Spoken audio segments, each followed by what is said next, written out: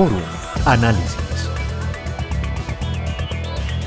En Fórum de Análisis, en esta ocasión hablaremos de la fuerza vinculante de los acuerdos de accionistas, o también conocido como los pactos parasociales.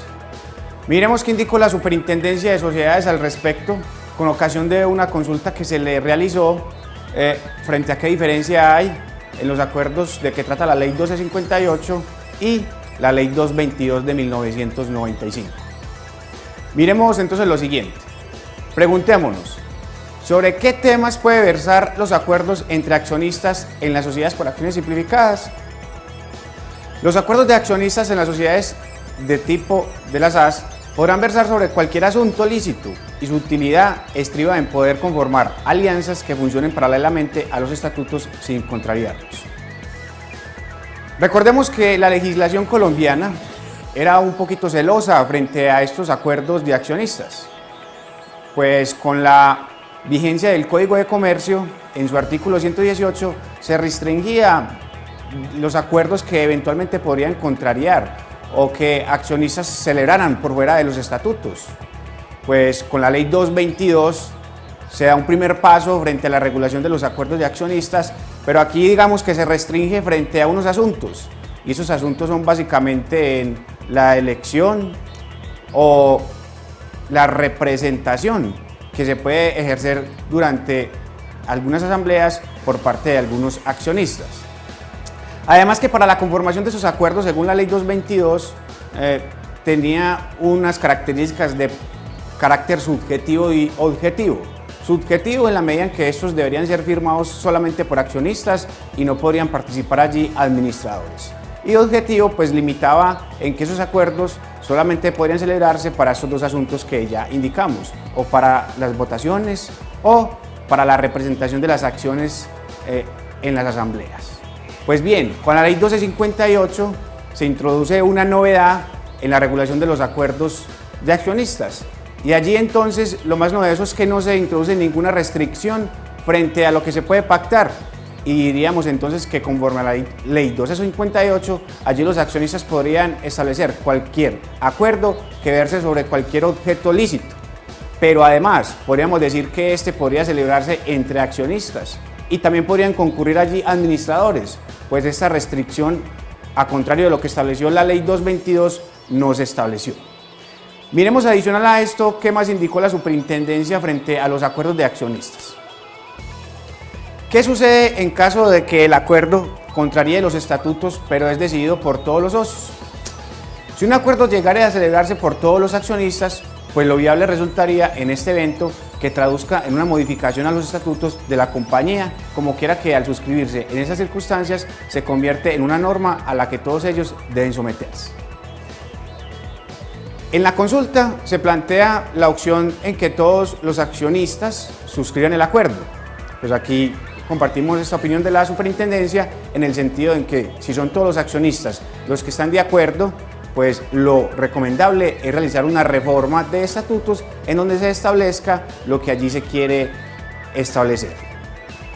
De lo contrario, tenemos que, si son algunos accionistas los que celebran esos acuerdos son obligatorios para la sociedad, siempre que se cumplan unos requisitos. Y básicamente son dos requisitos. Primero, que este acuerdo se celebre por escrito, y segundo, que sea entregado al administrador. Desde ese momento entonces el acuerdo comienza a ser oponible a la sociedad y no se podrá la sociedad negar a cumplir lo que se ha celebrado en ese acuerdo, así como tampoco los demás accionistas y los accionistas que concurren al acuerdo. Miremos adicional a esto lo siguiente. ¿Cómo puede actuar la sociedad cuando un socio se niega a cumplir lo pactado en el acuerdo?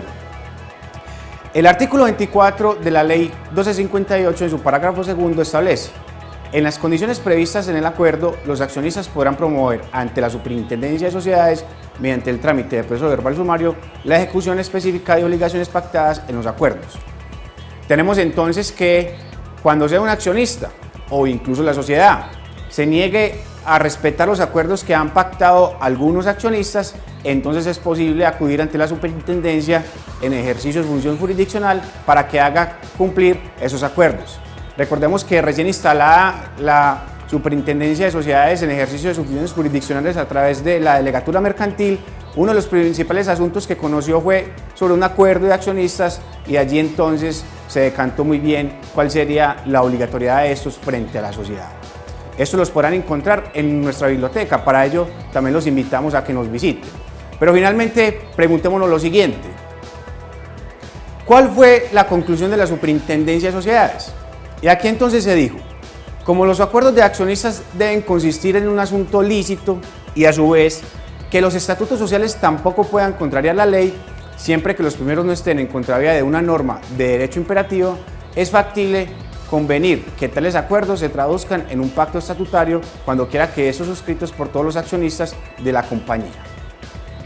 Tenemos entonces que los acuerdos definitivamente son obligatorios frente a la sociedad y los demás accionistas, y que en caso de que estos no los quieran cumplir, se puede acudir ante la superintendencia para que se haga efectivo los acuerdos que allí se hayan pactado por los accionistas. Y finalmente entonces podríamos concluir frente a esos acuerdos que cuando no todos los socios estén conformes o compartan una posición, algunos podrán dentro de las SAS apartarse y realizar un acuerdo de accionistas en donde establezcan cuál sería el interés por el cual entonces ellos se vinculan. Recuerden que si desean conocer más sobre esos asuntos, nos pueden visitar en nuestra página www.forum.com.co. Forum Análisis. En buscanormas.com podrás tener al alcance de un clic toda la información tributaria en derecho público, comercial, laboral, contable y NIF que necesitas para desarrollar tu labor profesional y empresarial. Encontrar lo que necesitas con nuestro buscador es muy simple. Solo debes escribir las palabras claves de tu tema de interés en la casilla de búsqueda y presionar Enter. Los resultados se presentarán de diversas maneras, como artículos con el análisis de la norma, videos explicativos, concordancias y los documentos originales de la legislación, doctrina y jurisprudencia para que los descargues. No pierdas más tiempo buscando las normas que necesitas en docenas de libros o páginas de internet. Accede ahora mismo a buscarnormas.com y encuentra toda la información que necesitas en nuestro buscador con un solo clic.